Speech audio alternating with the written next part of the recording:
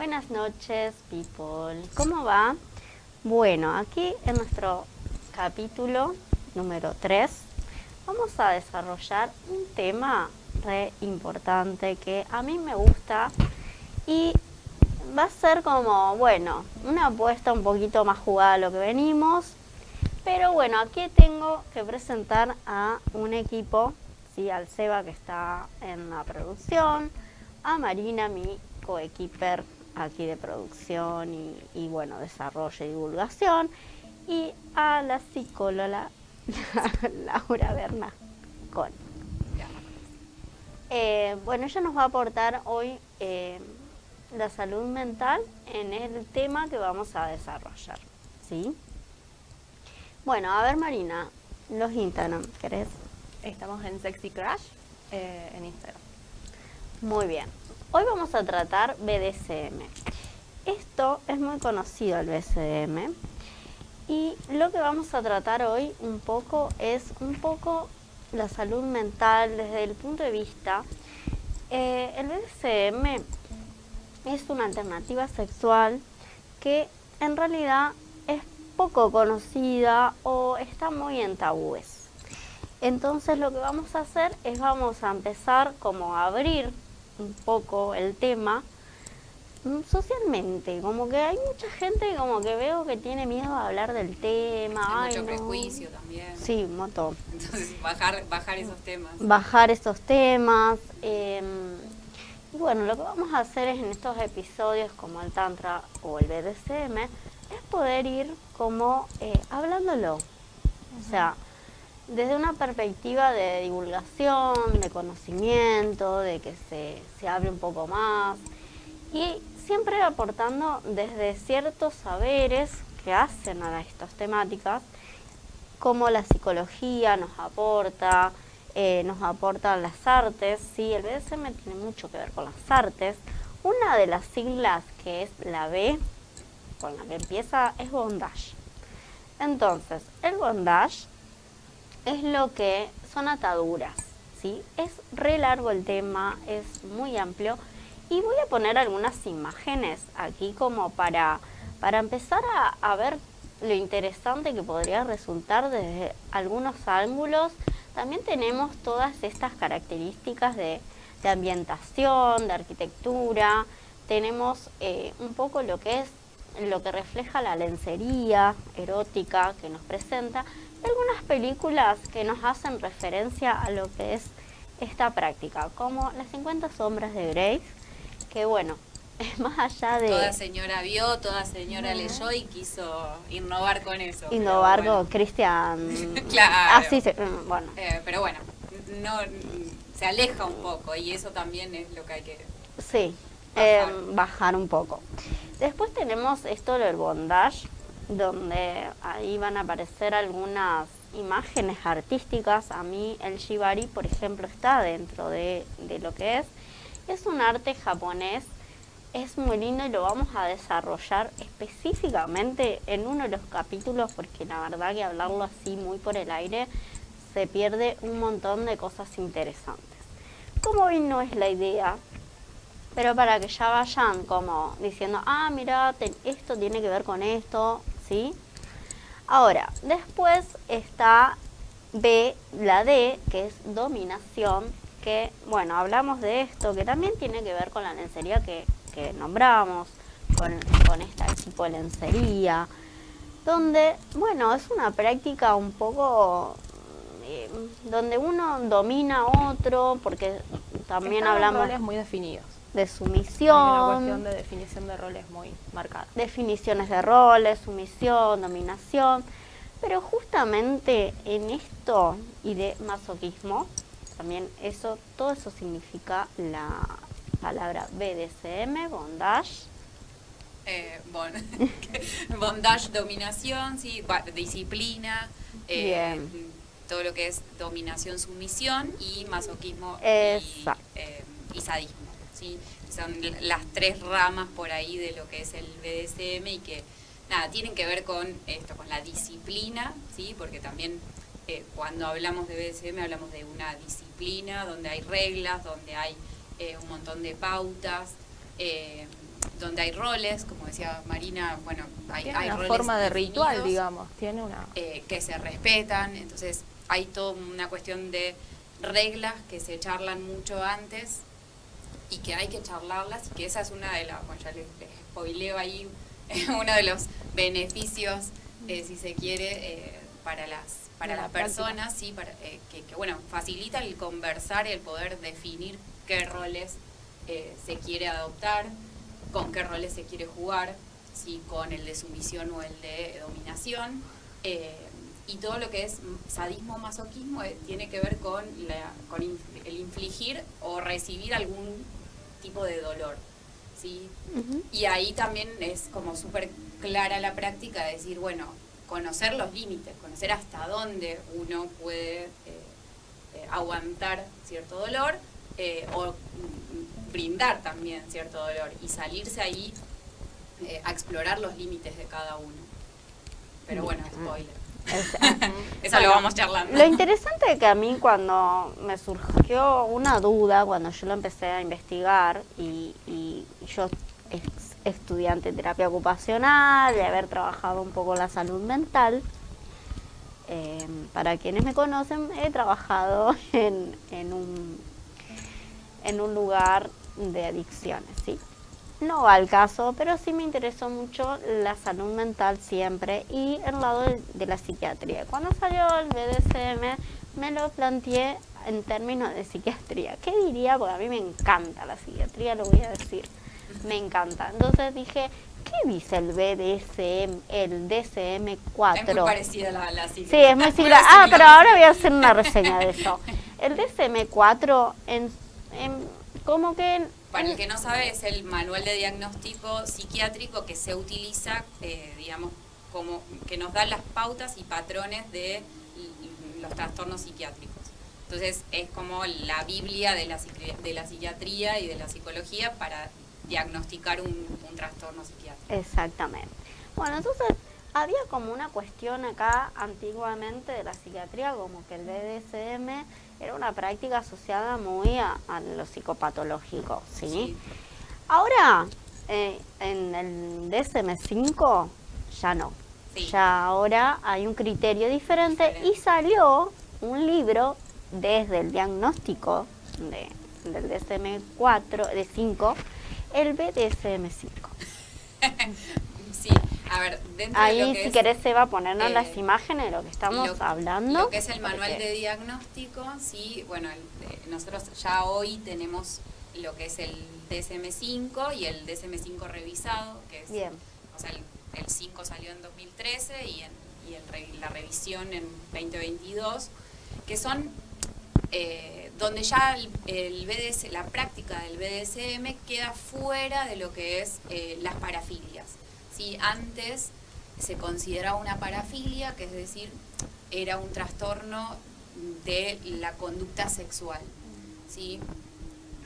Y bueno, se fue sacando, sí, porque se vio que, a ver, mientras no genere un conflicto, sí, en lo que es clínicamente significativo, con la vida social de la persona, con las relaciones interpersonales, y que no genere un daño en el otro, es que bueno, está fuera de lo que es un trastorno de la personalidad. Por eso está bueno lo que hiciste hincapié en que la práctica tiene que ser consensuada y charlada entre dos. Sí, para que sea. Incluso esto, a ver, desde la psicología nosotros podemos ver que, a ver, refuerza un montón de aspectos que quizá, sí, a ciertas personas las beneficia en cierta forma, porque, bueno, empiezan a descubrir, claro, sí, empiezan a descubrir, bueno, cuáles son sus límites, cuáles son sus, de qué cosas puede hablar, sí, siempre y cuando esto pueda generar un vínculo donde, bueno, charlemos. Genere intimidad y confianza. Claro, que haya confianza, que haya seguridad, sí, todo esto es dentro del marco y de las cuestiones a tener en cuenta, pero tiene que ser bien charlado, bien delimitado, bueno, cuáles son los límites, y respetuoso, sí, sobre todo tiene que haber un respeto. Claro, hay una preocupación, porque viste que acá le viene como anillo al dedo a un psicópata. Sí. Vamos a aclararlo. Entonces es como, ¿cómo hace una persona, o sea, para identificar algún tipo de rasgos que yo supongo, a ver, yo esto lo aclaro, siempre sea en el Tantra o aquí, que son prácticas con mucha responsabilidad y que no vamos a hacerlo frente a una persona que acabamos de conocer. Sí. Porque, bueno, esos son riesgos. Aún así, conociendo a la persona, lo que dijo Laura del tema de que no te invalide nada de tu vida, o sea, que vos lo practiques, para mí el secreto es que vos lo practiques y que te sientas bien practicándolo y que después puedas tener una vida normal, ¿me entendés? Por ahí el tema del psicópata propone eso por un tema de la humillación, de algunas cuestiones, por eso también el tema de los roles, qué roles cada uno cubre y todo eso. Yo, o sea, si vos me preguntás fuera de la parte teórica, ¿no? Y yo lo tomo como un juego con alguien que tenga una relación, no sé si amorosa, si me refiero segura y de confianza. Sí. Pero yo tomo como un juego, ¿me entendés? Porque es como, si vos me decís qué relación hay entre una y otra alternativa sexual, Tantra y BDSM, comparten que uno tiene estímulos diferentes o algunos compartidos, que es dedicación, porque esto no se puede hacer, esta práctica no se puede hacer en una hora, ninguna de las dos. Sí. O sea, como que tenés Tampoco podés ir a los sopapos, digamos, o sea, sí. Los sopapos sí, pero sí. Pero bueno, son prácticas donde tiene mucho que ver con el estímulo, ¿sí? Entonces es un juego y donde uno se predispone de una manera. ¿Qué aportes desde tu conocimiento psiquiátrico, psicológico, nos podrías decir en cuanto a la psicopatología? Bien, sí, a ver, por un lado, primero esto de, cuando uno decide tener una práctica de BDSM, hacerlo en un contexto de seguridad, ¿sí? En un contexto donde uno se sienta confiado, donde uno se sienta que el otro valida nuestra palabra, ¿sí? Valida nuestros límites y que, bueno, está todo previamente charlado también. La idea es poder decir, bueno, qué elementos, por ejemplo esto, bueno, el látigo, me gusta, me intriga o no, o no quiero usar esto. Entonces, que la persona, las dos o las partes que estén involucradas, ¿sí? Sean las partes que sean, puedan definir, bueno, estos son los objetos con los que vamos a jugar, estos no, esto conmigo sí, esto conmigo no. Entonces eso hace también a un autoconocimiento en la parte sexual y que que siempre uno que aborda desde un lado ya sea desde la sexualidad, desde el trabajo, desde lo que sea, podés expandirlo a las otras áreas. Entonces, quizá a muchas personas les sirve, bueno, lo ejercito desde lo sexual y después empiezo a poner límites en mis vínculos, por él. Muy bien. Entonces está bueno. Eso me encanta. Decir, bueno, opto por este lado e ir poniendo límites desde acá y ¿quién te dice no me sale ponerle límites después a las personas que me están pasando por encima en el laburo? Así que nada, bueno, es un tema el del autoconocimiento, ¿sí? El de, bueno, poder expresarnos, poder poner en palabras, che, esto sí, esto no. Y ahí también es donde empiezo a, bueno, afinar el ojo con mis parejas sexuales, ¿sí? O las parejas con las que voy a tener este tipo de vínculo. Respeta, me valida, no me valida, se está burlando de que yo no quiero el látigo, o me dice, bueno, sí, lo dejamos por acá, pero después vemos si lo usamos o no lo usamos. ¿Viste? Cuando ya te ponen en duda y no es por ahí. Entonces quizás la otra persona necesita más tiempo o todavía no está lista para una práctica así. Sí, igualmente viste que en la película, y más allá de la película, existe tipo una especie de un contrato que uno hace con la persona en esta práctica, particularmente por los riesgos que uno corre, ¿no? O sea, obviamente es lo que yo siempre digo, yo no voy a ir a practicar con alguien que ni conozco esto. Porque la verdad que más allá del rol es como darle tu cuerpo a una persona, y es un cuerpo con sentimientos, aunque no crea, con dolores, con un montón de cosas, y que por ejemplo hay una práctica que se hace dentro del BCM que es la asfixia, ¿no? Y no es la asfixia para ahorcar a una persona, ¿no? Y producirle la muerte, sino es todo lo contrario, para el placer. Y hay que saberlo hacer. Claro. Eso es una de las cosas. Entonces, si vos vas a agarrar el cuello a una persona y tiene el fundamento de... O sea, hay que saber hacer esa práctica. Sí, hay que informarse también. A ver, bueno, hay grupos en distintos lugares. Yo, a ver, estoy hablando de la salud mental, no desde la práctica, pero informarse de si hay grupos en la ciudad donde uno vive. Mira, hay bueno, después voy a ver si puede estar en el programa de algún modo. Es un médico donde explica la práctica, por ejemplo, esta que es la más complicada, la asfixia, donde explica cómo poder hacerlo, que se produzca el placer y no otra cosa, ¿sí? Pero eso requiere toda una técnica. También, vamos a hablar. También uno tiene que ser consciente y en este contrato previo, sí, ya sea escrito, charlado, de contrato de palabras sobre todo y de respeto mutuo, el tema de, bueno, hay riesgos físicos, hay moretones, hay golpes que te pueden dejar alguna marca, entonces uno ser responsable de que, bueno, también me puede llegar a pasar. Así que, nada, es como también poner eso en... Una pregunta que voy a hacer que me quedó en el tintero hace un par de días, que ¿por qué resulta decir que practico el BDSM? Ay no, yo no quiero que me nombren porque me da vergüenza. ¿Por qué es estigmatizante? ¿Por qué piensan que puede ser estigmatizante? Claramente nunca tuve ese prejuicio. No, bueno, pero viste que la gente se ve estigmatizada un poco. Yo creo que tiene un poco que ver esto, con que siempre se... Y yo creo que también está el tema de quién lo dice, porque como vos decís, o sea, 50 sombras de Grey, el que propone el juego es él, ¿me entendés? Y la sumisa es ella, entonces cuando una mujer, o sea, también el tema del género tiene mucho que ver ahí, y el tema de que la sociedad tiene una insatisfacción crónica. Entonces vos decir que te satisface algo, hacerlo público y notorio y estar conforme con eso, a más de uno le va a hacer ruido. Pero bueno. Y esto, el que es difícil...